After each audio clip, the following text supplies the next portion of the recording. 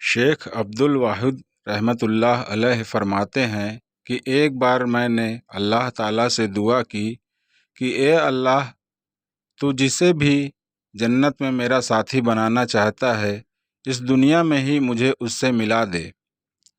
فرمایا، میں نے سپنے میں دیکھا اللہ تعالیٰ مجھ سے فرماتا ہے کہ بصرہ کے قریب ایک گاؤں ہے جس میں ایک لڑکی رہتی ہے جس کا نام میمنہ ہے، وہی لڑکی تمہاری جنت کی ساتھی ہوگی۔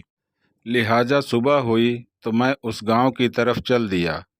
اس گاؤں میں بستی کی طرف پہنچا تو بستی کے لوگوں نے بتایا کہ وہ لڑکی تو بکری چراتی ہے اور اس وقت وہ باہر بکریاں چرانے گئی ہے۔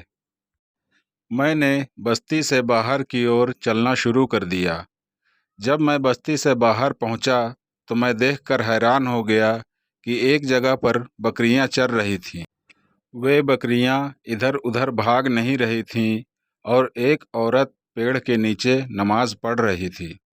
جب میں نے غور کیا تو میں نے دیکھا کہ بکریاں چر رہی ہیں اور اسی چارہ گاہ کے کنارے کچھ بھیڑیے بیٹھے ہوئے تھے۔ ان بھیڑیوں کی وجہ سے وہ بکریاں کہیں ادھر ادھر بھاگ نہیں رہی تھیں اور ایک ہی جگہ پر چر رہی تھیں۔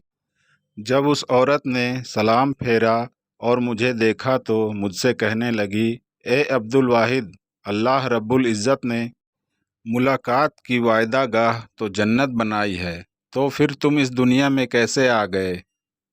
میں نے کہا، میں نے ایک دعا مانگی تھی جو اللہ رب العزت کے آگے قبول ہو گئی، پر میں آپ سے ایک سوال پوچھنا چاہتا ہوں کہ ایسا منظر میں نے کبھی نہیں دیکھا کہ آپ نماز پڑھ رہی تھیں اور بکریاں ایک ہی جگہ پر چر رہی تھیں اور وہ بھیڑیے ایک جگہ پر بیٹھے ہوئے تھے، وہ بکریوں کو کچھ نہیں کر رہے تھے۔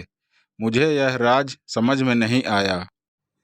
پھر وہ مجھ سے کہنے لگی کہ عبدالواحد، یہ سمجھنا بہت آسان ہے کہ جس دن سے میں نے اپنے پروردگار سے صلح کر لی ہے، اسی دن سے بھیڑیوں نے بھی میری بکریوں سے صلح کر لی ہے۔ معلوم ہوا کہ فَاذْكُرْنِی أَذْكُرْكُمْ کا ایک مطلب یہ بھی ہوا کہ اے بندو، تم مجھ سے صلح کر لو، میں ہر مخلوق کو تم سے صلح کر دوں گا۔